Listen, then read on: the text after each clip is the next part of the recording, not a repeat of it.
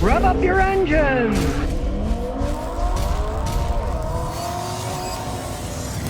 Here we go. The indestructible small Toyota Tacoma before they got big. This is a 96. The guy paid $2,200 for it like 80,000 miles ago. Is he getting his money worth? Well, I certainly think he is. Now, the only downside to this truck is it's an East Coast here in Connecticut, so as per usual, he had problems with these frames starting to rot away.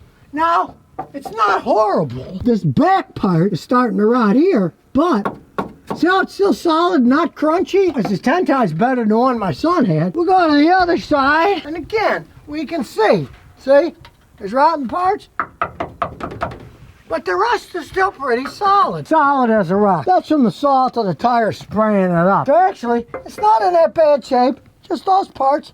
I would re-weld steel on those parts myself. Not like my son's would put whole plates in. He still drove it around that way, but this is an immaculate shape compared to his. All right, I've had customers buy late model Tacoma. Some of those things were over 40 grand. And he paid $2,200 for this when it had like 60,000 miles on it. Go back in time. It happened to be, yes, believe it or not, a granny's car. He bought it from a granny with his friend. I guess the new one they're going to call Stout, and it's going to be a small pickup truck because all these people, they think they know their own business. Let me tell you something. A lot of them, they don't know squat about the American public. Americans loved these small pickup trucks, but they wanted to make bigger ones for bigger profit, right? Ford, making their little Mavericks, they're selling the heck out of those things. And they're a smaller pickup truck. It'll be interesting to see if Toyota Stout will be the classic rear-wheel drive or whether they'll go to front-wheel drive like the Maverick did. Those Mavericks really ride quite well for a little pickup truck. When these things were made, yeah, they ride rough. They're a little pickup truck. But the modern ones can be made so they ride well.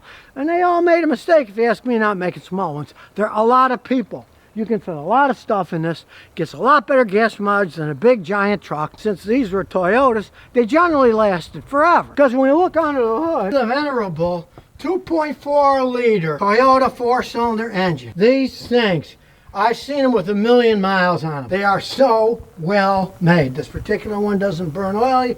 Yeah, the AC still works. Just made to go and go. Now, when you check it out, the original Toyota bed, hey, still in pretty good shape. The youngins out there, these are called split bench seats.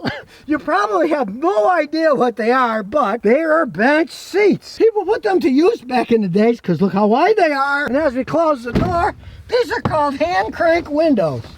For those of you who don't know, that's how we used to open windows. They never broke. You cranked them up and down by hand. Now, I notice it's still got the Toyota Logic Control tape deck. This was before even CDs.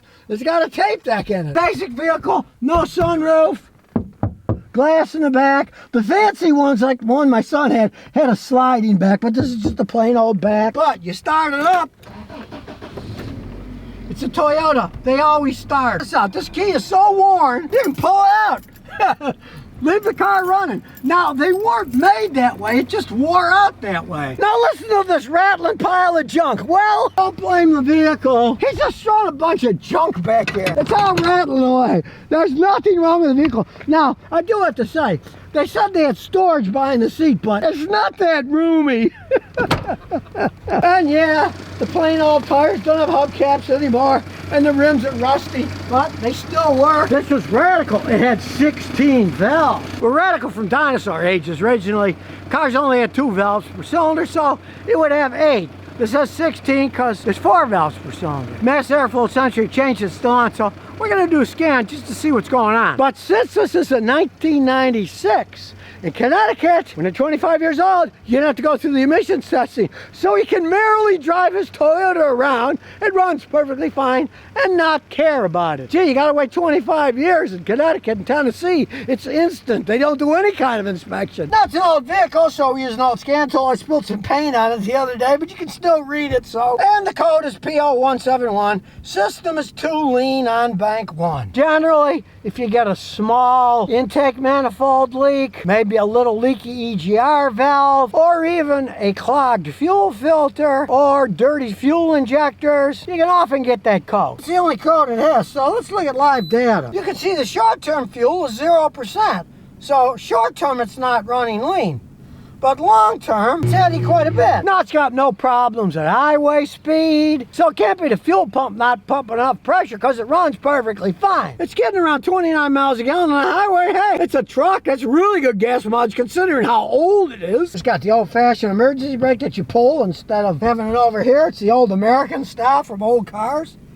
We'll look at some more of the data, see if anything looks weird. Timing's good, air temperature's right. Now here's a warning I'll give you about old cars like this. It does say it's running 30% lean on the long term, even though the short term is normal. If it's getting 29 miles a gallon and it's running fine, my advice is leave it alone. Because I've actually fixed vehicles like this. I could get the long-term fuel trim to be maybe 1 or 2% instead of 30.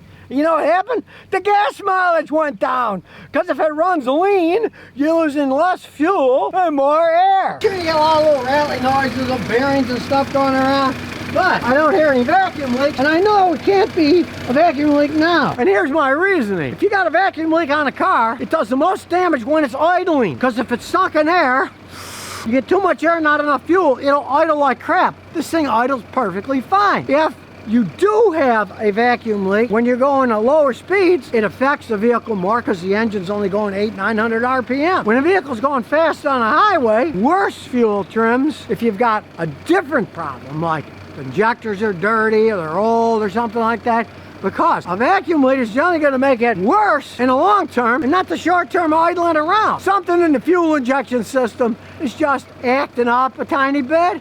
And as old as this thing is, with 29 miles a gallon, who really cares? You don't really care. You don't worry about that kind of vacillation on an old truck like this.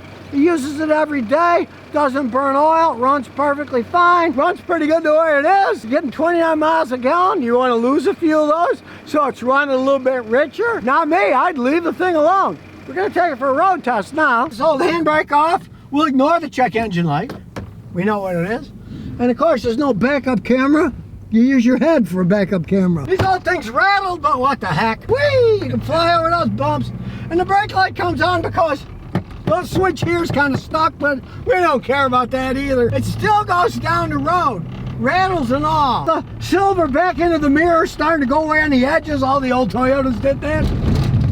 But the flap's still working. A lot of times they're broken, but this is still working. Let's turn the radio up if you don't like the rattling noise. It's almost lunchtime, so there'll be 8 million people here. Doesn't idle all that bad. The rattling more or less goes away until you hit bumps. And here we go. We'll floor it. Listen to that engine. Smooth shift. Still got plenty of zip in it. That's a very reliable 2.4 liter engine. Realize, it's not that small of an engine. It's a reasonable size. Hey, can we turn fast? Yes, we can. Look at that. Hey, let go of the wheel. It's centered right. Hey, these are fun little trucks. I think Toyota's going to make a smart move if they start making small trucks again. There are so many people that want small trucks. I mean, these things you can basically run forever. In Afghanistan, my son saw tons of them when he was there. So really nothing unexpected. The engine still's got pulling power, still shifts like a dream. And you know, he's basically done not much of anything other than change the oil, put tires on when they wore out, and put gasoline in the tank. And when we're driving back, I don't hear any humming from worn wheel bearings or anything. They're all still in excellent shape. They overbuilt these little bitty pickup trucks. Back in the day, I mean, that's why they sold so many of them. They just lasted so long. So these old Tacomas, they may have been small, but man, they're pretty much bulletproof vehicles. Now, of course, if you're looking at a used one, you want to check out the frame. And in this case, most of it's pretty solid. There's a few holes that could be welded over. But if you get a hammer and you hit it and it goes crunch, don't buy the vehicle because the frame is just going to crack in half. I have had people buy them, and strangely enough, Toyota does have a deal where they're supposed to fix all the rotten frames, right? And then they say, oh, now they're too old, too many miles or whatever. But last year I had a guy buy one with a rotten frame. He got a hold of Toyota. They took the truck, they pulled the entire truck off the frame, put it on a new frame, and didn't charge him anything for it. Just odd. I've seen where they have hundreds of them sitting in warehouses, the frames.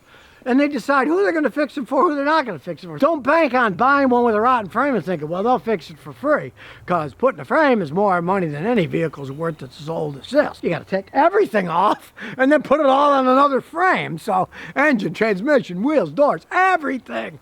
So if you do see one with a rotten frame, my advice is walk away. Don't mess around with it. He's driven it 80,000 miles for $2,200, and it's still running pretty good. And of course, the big advantage now is, especially on the East Coast, it's over 25 years old. He doesn't have to deal with any of that emissions BS, and he can drive it until the wheels fall off, and no one's going to say you can't drive that because your check engine light is on. If you really wanted to snazz it up, hey, he could get another hubcap. Not let people see the driver's side. He's got them on the passenger side. And like I warned people about quality ain't what it used to be, well, okay, this is an old vehicle, right? Well, look at the mirrors. They're still solid plastic, right? And you remember, I had guys bringing me 2 3-year-old Toyotas, and the plastic had melted, and Toyota called it a thermal event, meaning that the sun got hot and melted it. Well, this one's not melted. This one isn't melted either.